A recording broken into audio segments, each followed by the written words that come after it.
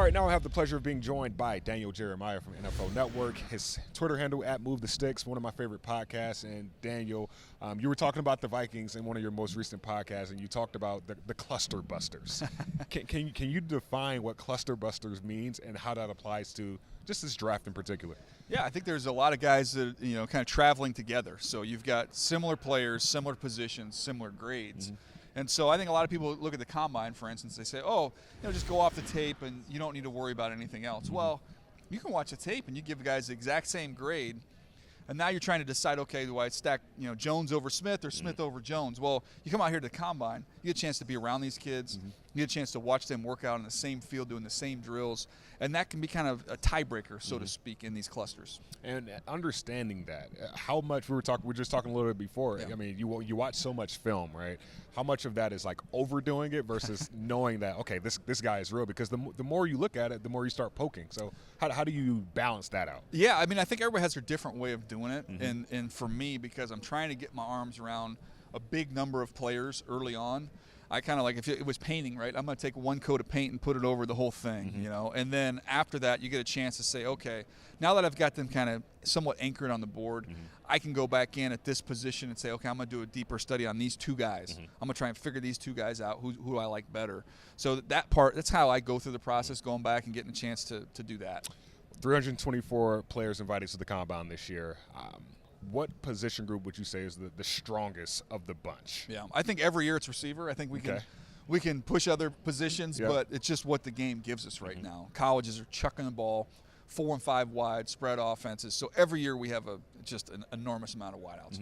But to me, edge rusher would be right underneath that. It's one of the deepest edge rusher groups I can remember. Yeah. I mean, it's just solid guys all the way through. I think you could look in some previous drafts. We might be talking about some of these guys like, man, Boye Mafe might be talked about as a top 15 pick. Yeah. But he might be the 7th or 8th defensive end in this draft. It's just crazy. It's loaded. And knowing that, and knowing what the Vikings need, I feel like right now, defensive end, cornerback position, that's what everybody is saying. How do you address that, knowing that certain positions are a little bit deeper than others when trying to balance that with best player available?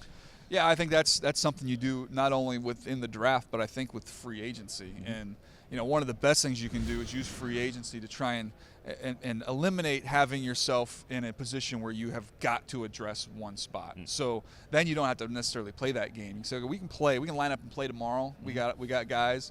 Now we can be a little more flexible and fluid with what we want to do at the draft. But you're always doing different scenarios. You would okay, if we go edge rusher here, and then we wanted to go wide receiver later, here's that option. And then you put on the other side of the board, you flip it, and you just kind of look at which package you'd like better.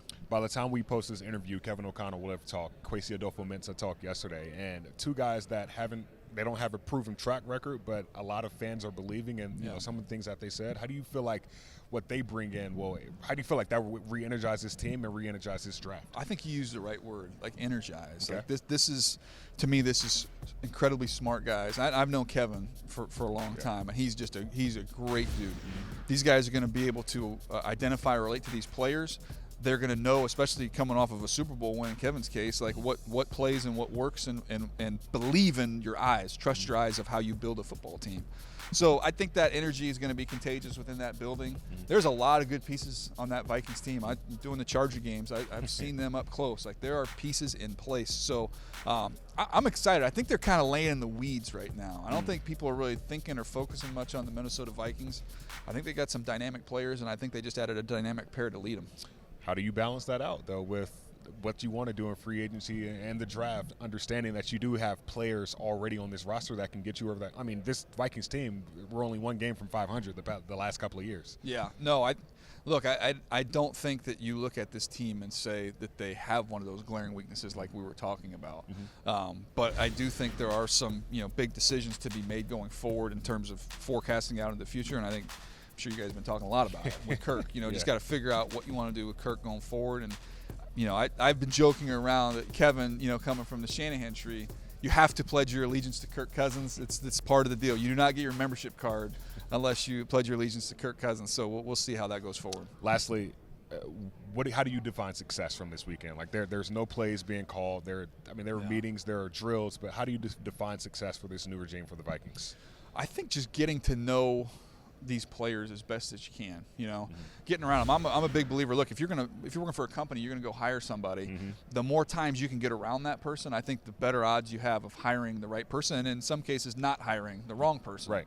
So I think that's going to be, you know, a key for them this week, and getting a chance to work with each other. Like, I know they've been in, you know, some meetings and things like that, but now you get a chance to really come to an event like this, work with one another, see how that all works. I think that's going to be a very profitable situation.